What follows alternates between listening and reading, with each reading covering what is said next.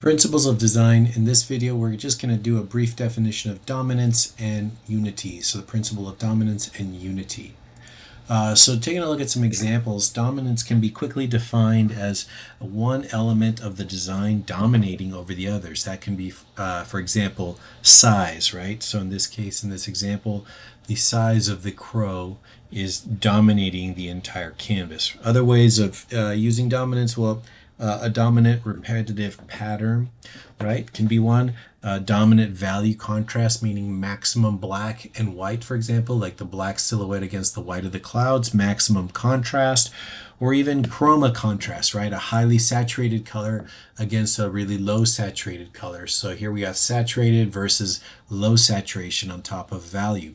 So dominance can be something that can be applied to really any of the elements. So of the elements that we've discussed, shape, three categories of shapes: angular, curved, and rectangular, but only one of those should be dominant in your design. Okay, so whatever shape that you choose, make sure that that shape dominates, right? In this case, the circle is dominating in a field of boring squares. Size, there should be several sizes, but one should be dominant. So the larger object typically dominates over smaller ones.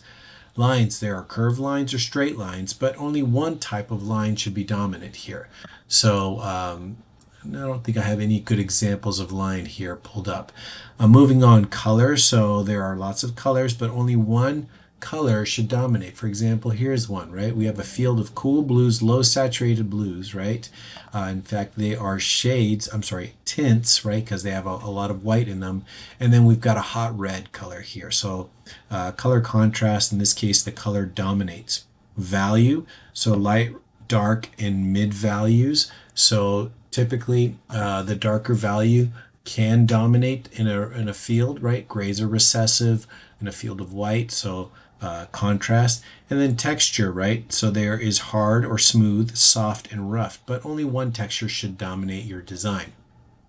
And so a variety of different ways. Now unity can be defined basically that the entire design must exist as a unit, right? So for example, if you take a design element and you rip it into pieces, right, and scatter it among other pieces, if there is unity, you should be able to pick up the ripped up pieces and put the design back together, right? Because they all work together.